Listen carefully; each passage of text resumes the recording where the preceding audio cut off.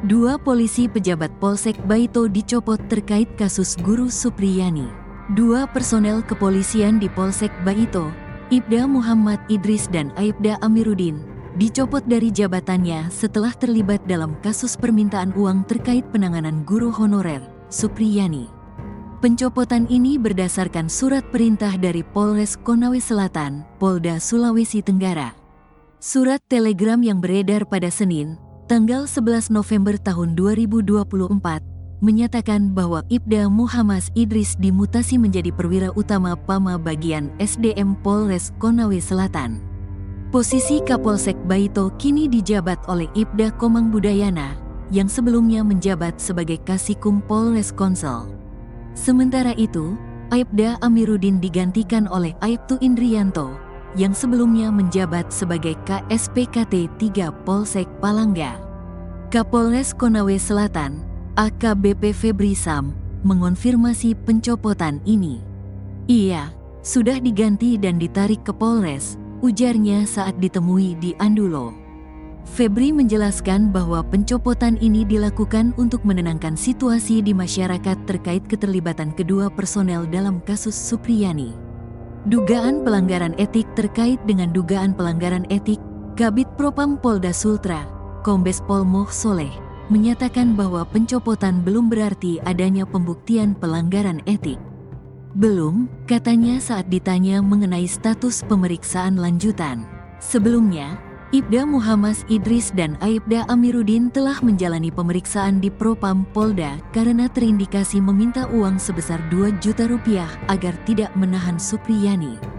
Kabid Humas Polda Sultra, Kombes Is Christian, menambahkan bahwa tim internal Polda telah memeriksa 7 personel polisi, 4 dari Polres dan 3 dari Polsek Baito. 2 anggota dilanjutkan pemeriksaan di Propam karena terindikasi melanggar kode etik, jelasnya. Is menegaskan bahwa tindakan ini merupakan komitmen Kapolda dalam mengungkap kasus yang menjerat guru honorer Supriyani. Saat ini, kedua anggota tersebut akan dimintai keterangan lebih lanjut oleh penyidik Propam.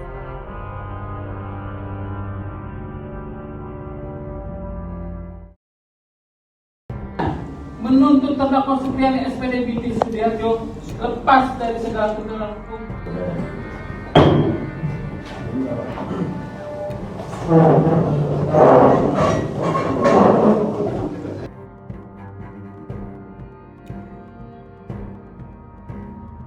Guru Supriyani dituntut bebas dari tuduhan aniaya siswanya anak polisi. Guru honorer Supriyani dituntut bebas dalam sidang pembacaan tuntutan yang berlangsung di Pengadilan Negeri Andulo, Konawe Selatan, Sulawesi Tenggara, pada Senin, tanggal 11 November tahun 2024. Tuntutan ini disampaikan oleh Jaksa Penuntut Umum, JPU, Ujang Sutisna. Dalam sidang tersebut, JPU Ujang Sutisna menyatakan bahwa Supriyani, yang didakwa atas tuduhan penganiayaan terhadap seorang murid SD yang merupakan anak seorang polisi, seharusnya dibebaskan dari segala tuntutan hukum. Menuntut supaya Majelis Hakim Pengadilan Negeri Andulo yang memeriksa dan mengadili perkara ini memutuskan. Menuntut terdakwa Supriyani lepas dari segala tuntutan hukum, ujar Ujang Sutisna saat membacakan tuntutan. Sebelumnya, kuasa hukum Supriyani, Andri Darmawan meminta Jaksa Penuntut Umum, JPU, bisa menuntut bebas kliennya dari tuduhan penganiayaan anak polisi, Aibda WH. Hal tersebut disampaikan Andri jelang sidang pembacaan tuntutan di Pengadilan Negeri (PN) Andulo, Kabupaten Konawe Selatan, Konsel, Provinsi Sulawesi Tenggara, Sultra, Senin, tanggal 11 November tahun 2024. Harapan ini karena dari beberapa fakta persidangan dan keterangan saksi-saksi tidak ada bukti kuat yang menyebut Supriyani melakukan pemukulan seperti yang dituduhkan orang tua korban. Kami berharap berdasarkan fakta-fakta persidangan tidak ada bukti yang membuktikan Ibu Supriyani telah melakukan pemukulan, katanya, Minggu, tanggal 10 November tahun 2024. Sehingga kami berharap JPU bisa menuntut bebas Ibu Supriyani, lanjut Andri Darmawan menambahkan. Menurut Andri, Tuntutan bebas karena sesuai peraturan Jaksa Agung, jika kasus yang bergulir tidak ada bukti selama persidangan, maka JPU menuntut bebas. Saya pikir ini bukan sesuatu yang haram, karena itu sudah diatur dalam peraturan Jaksa Agung. Kalau bukti-bukti tidak bisa membuktikan dakwaan JPU pada saat persidangan, maka dituntut bebas, jelasnya. Andri mengungkapkan, saat ini Supriyani berada di kota Kendari dan sedang dalam pengawasan tim kuasa hukum.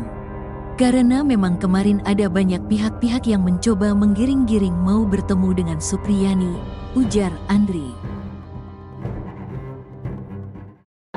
Menuntut terdakwa Supriyani SPD Binti Sudiharjo lepas dari segala tuntutan hukum atau masalah teknologi terhadap terdakwa Supriyani SPD Binti Sudiharjo sebagaimana dilakukan melanggar 1 pasal 80 ayat 1 Yunto pasal 76 huruf C Undang-Undang Republik Indonesia nomor 35 tahun 2014 tentang perubahan atas Undang-Undang 23 tahun 2002 tentang perlindungan anak sebagaimana telah diubah menjadi Undang-Undang nomor 17 tahun 2016 tentang penetapan pemerintah pengganti Undang-Undang nomor 1 tahun 2016 tentang perubahan kedua atas Undang-Undang nomor 23 tahun 2002 tentang perlindungan anak sebagaimana surat dakwaan. Kedua, membebaskan terdakwa Supriyani SPD Binti Sudiharjo dari dakwaan ke-1 melanggar pasal 80 ayat 1 Yunto pasal 76 huruf C Undang-Undang Republik Indonesia nomor 35 tahun 2014 tentang perubahan atas Undang-Undang nomor 23 tahun 2002 tentang perlindungan anak sebagaimana telah diubah menjadi Undang-Undang nomor 17 tahun 2016 tentang penetapan pemerintah pengganti Undang-Undang nomor 1 tahun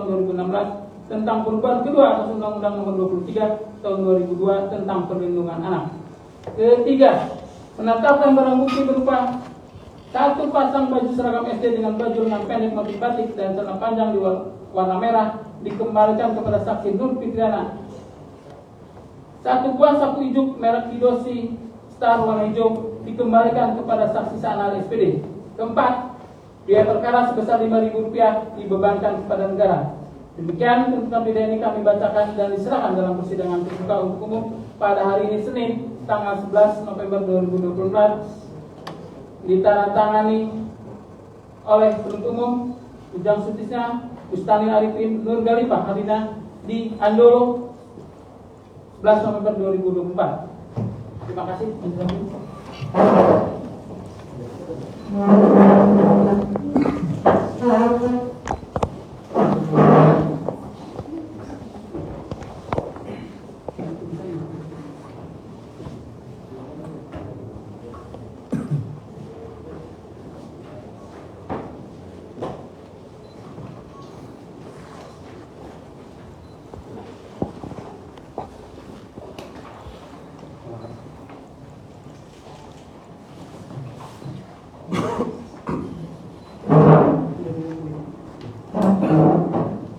Baik, saudara terdakwa ya, sudah dibacakan tuntutan saudara tadi. Sudah mengerti ya? Serahkan ke penasihat hukum. Bagaimana sikapnya penasihat hukum? Mengajukan pembelaan? Iya, kan menunjukkan pembelaan.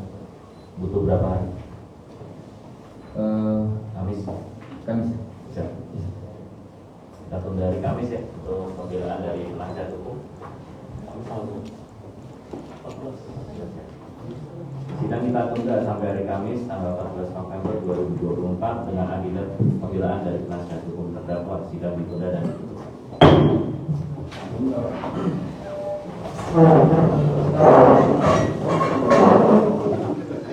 Bahwa tidak ada mens rea itu tidak masuk sebagai alasan pembenar atau alasan pemaaf. Jadi saya pikir kontradiktif antara apa yang rangkaian tuntutan tadi dengan kesimpulan akhir ya.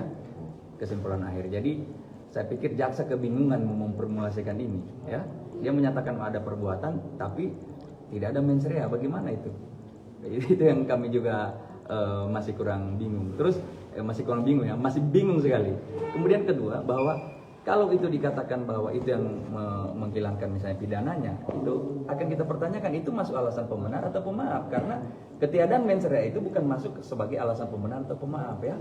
Alasan pembenar misalnya dia ada perintah jabatan ya, atau dia misalnya ada keadaan darurat, ada pembelaan terpaksa ya.